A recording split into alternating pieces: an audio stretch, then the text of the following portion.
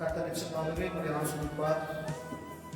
மழையிலும் வாராமல் பல விதமான செழித்தல் பேரவனம் இருந்தாலும் நீங்கள் உணர்வுள்ள இந்த ஜபத்தில் உணர்வோடு கலந்து கொண்டிருக்கிறதற்காக நான் கர்த்தரை ஸ்தோத்திரிக்கிறேன். நிச்சயமாகவே ஆண்டவர் உங்களை ஆசீர்வதிப்பார். அல்லேலூயா.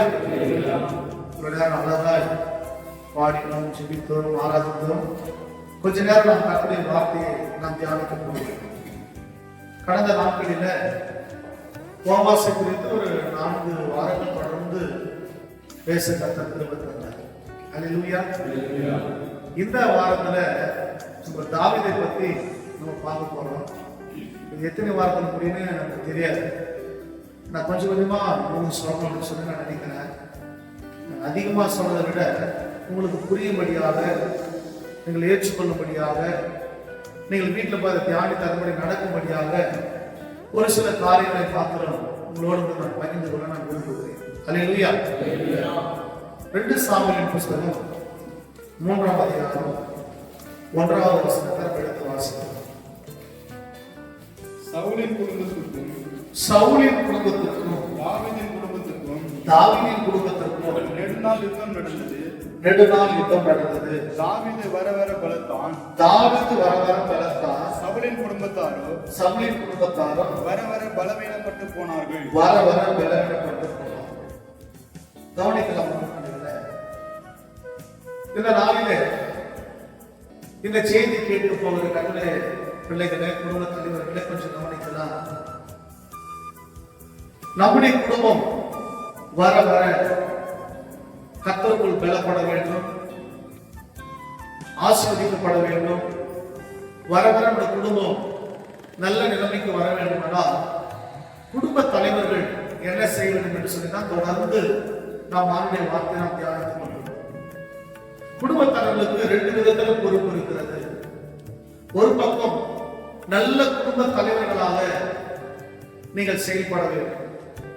2ஆவதாக நல்ல ஒரு ஆவிக்குரிய தலைவர்களாக நீங்கள் செயல்பட வேண்டும்.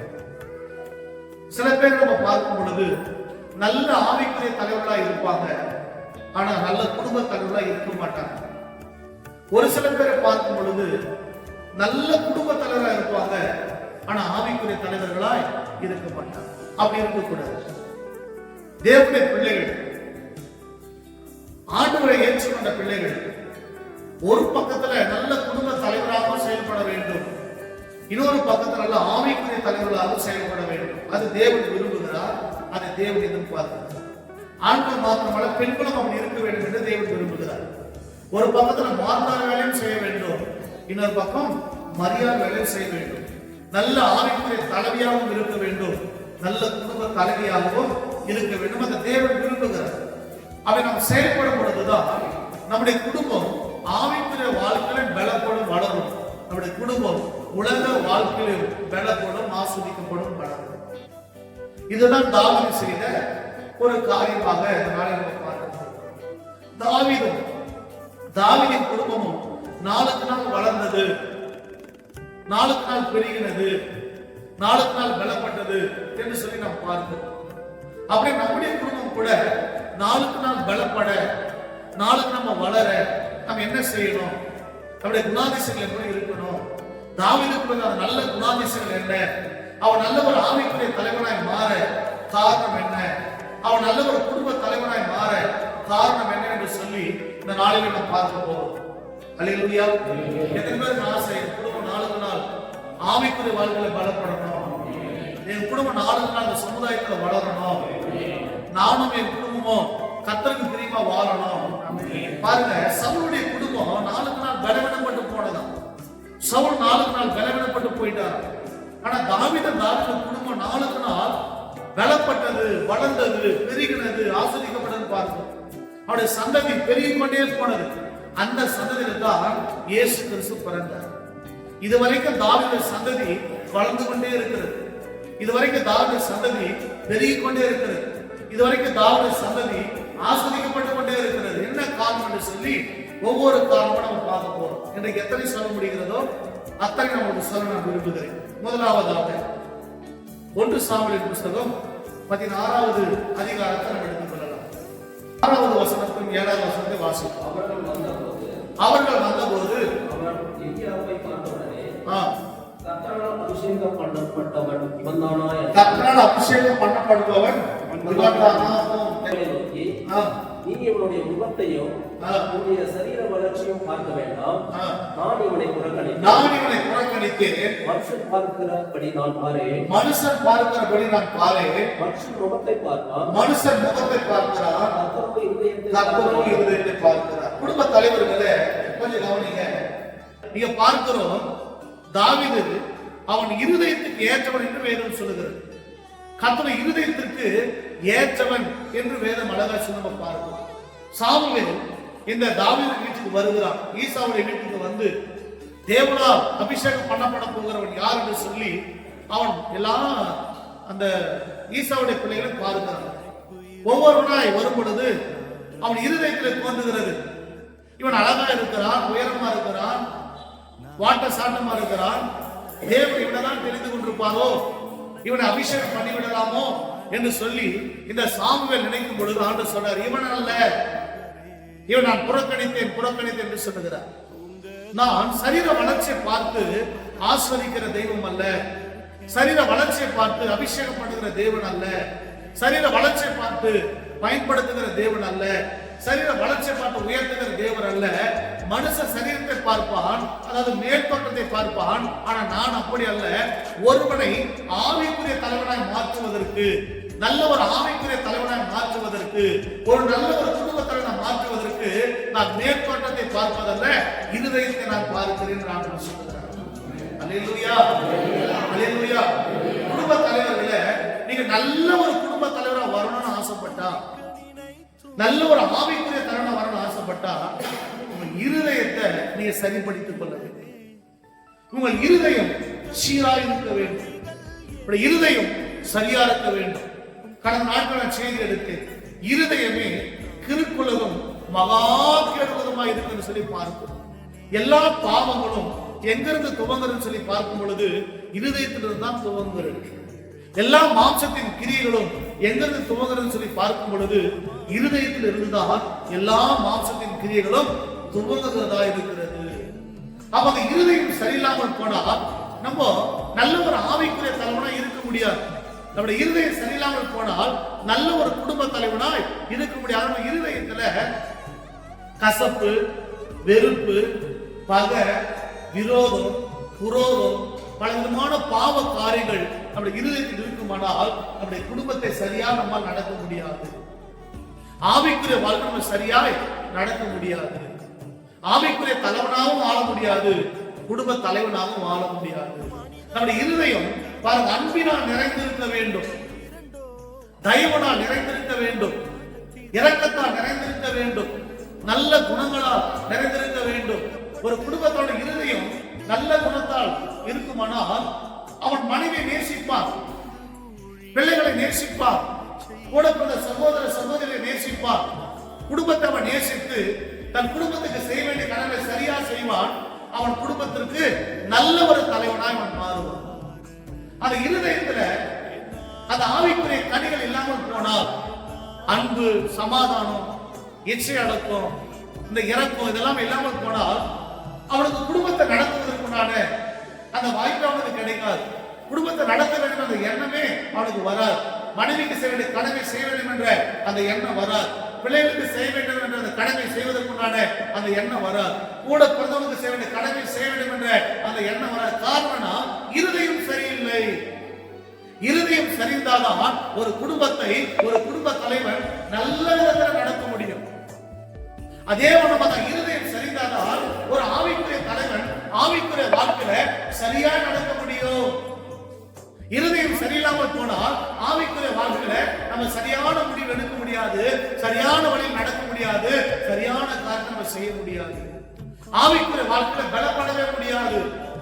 நம்ம இருதயத்துல அந்த கோபமும், எரிச்சலும், பகையும், விரோதமும், குற்ற சாட்டுகிற குணமும், குறை சொல்லுகிற குணமும் இருதயத்துக்குள் இருக்கும் பொழுது நல்ல ஒரு ஆவிக்குரிய தலைவரை வரவே முடியாது. மற்றவங்க செபத்தை குறை சொல்லுவது, மற்றவங்க பாடல்களை குறை சொல்லுவது, மற்ற ஆராதனைகளை குறை சொல்லுவது, மற்ற பிரசனத்தை குறை சொல்லுவது, மற்ற கிரியைகளை குறை சொல்லுவது நம்ம இருதயத்தில் இருக்குமானால் நம்ம நல்ல ஒரு ஆவிக்குரிய தலைவர்களாய் வரவே முடியாது. உங்க குடும்பத்தை நன்றாக நடத்துவதற்கும் இருதயம் சரியா இருக்கணும். நீங்க ஆவிக்குரிய வாழ்க்கையில வளர்வதற்கும் இருதயம் சரியா இருக்கணும். இதைதான் தேவன் பார்த்தார். தாவீதுக்கு நிறைய சகோதரர் இருந்தாலும் கூட அவன் இருதயங்கள் சரியில்லை. அவன் இருதயங்கள் சரியில்லாத நிமித்தமாய் அவளை ஆவிக்குரிய தலைவனாய் ஆண்டவர் அபிஷேகம் பண்ணுவதற்கு விரும்பவில்லை. அவள் எல்லாம் புறக்கணித்தான்னு சொல்லி பார்க்கிறேன். ஏன்னா சமஸ்த இஸ்ரவேல் ஜனங்களே வழிநடத்த வேண்டும். ஒரு ஆவிக்குரிய தலைவனுக்கு இருதயம் சரியா இருக்க வேண்டும். அது தாவீதுக்குள் இருந்தது. இன்னைக்கு உன் இருதயம் எப்படி இருக்கிறது? உன் இருதயம் எப்படி இருக்கிறது? ஆவிக்குரிய தலைவர்களே, குடும்ப தலைவர்களே, உன் குடும்பம் பலப்பட வேண்டுமானால், நீங்கள் பலப்பட வேண்டுமானால், ஆவிக்குரிய ஜீவிதத்தில் பலப்பட வேண்டுமானால், குடும்ப வாழ்க்கையில் பலப்பட வேண்டுமானால் உங்கள் இருதயம் சரியா இருக்கிறது. மனைவி நம்புகிற இருதயமா இருக்கிறதா? மனைவி நேசிக்கிற விதமா இருக்கிறதா? மனைவி தாங்குற விதமா இருக்கிறதா? இல்லாவிட்டால் மனைவி குறை சொல்லுகிற இருதயமாக, மனைவி இடத்துல கோபப்படுகிற இருதயமாக, மனைவி சந்தேகப்படுகிற இருதயமாக, மனைவி குற்றப்படுகிற இருதயமாக, பிள்ளைகளை குறித்து சந்தேகப்படுகிற இருதயமாக, பிள்ளைகள் எது செய்தாலும் குற்றம் கடுப்பு இருதயமாக நம்முடைய இருதயம் இருக்கிறதா? அவள் இருக்கும் நீங்க மனம் திரும்புங்க. உங்க இருதயம் சரியா இருந்தா உங்க குடும்பத்தை நீங்க சரியா நடத்துவீங்க. நல்ல ஒரு குடும்ப தலைவர் வந்துருவீங்க. இருதயம் சரியில்லைன்னா நீ நல்ல ஒரு குடும்ப தலைவராய் இருக்கவே முடியாது. அதே போல ஆவிக்குரிய வாழ்க்கையை பலப்படணும், மேல வரணும். உங்க குடும்பம் ஆவிக்குரிய வாழ்க்கையில பலப்படணும்னா உங்க இருதயம் சரியா இருக்கும். உங்க இருதயம் சரியா இருந்தா நீங்க ஆவிக்குரிய வாழ்க்கையில நீங்களும் பலப்படுவீங்க, உங்க குடும்பமும் பலப்படும். கொர்நேலியை பாருங்க, அவன் இருதயம் சரியா இருந்தது. அவன் 100க்கு அதிபதி.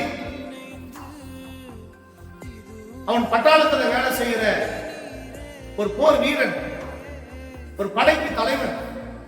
அவன் பாருங்க, அவனும் ஜெபிக்கிறான், குடும்பத்தாரும் ஜெபிக்கிறாங்க.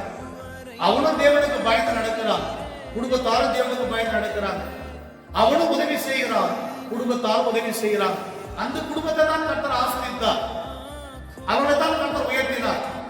இனி இந்த வார்த்தை கேட்கிற கர்த்தருடைய ஜனமே, கர்த்தருடைய பிள்ளைகளை ஒவ்வொரு நாளும் இருதயத்தை சரிப்படுத்திக் கொண்டு அந்த இருதயத்தில் ஆண்டுக்கு இடம் கொடுங்க.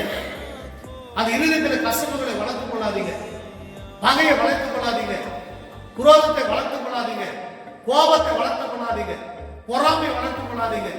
இதெல்லாம் இருதயத்துக்கு அப்புறப்படுத்துங்க.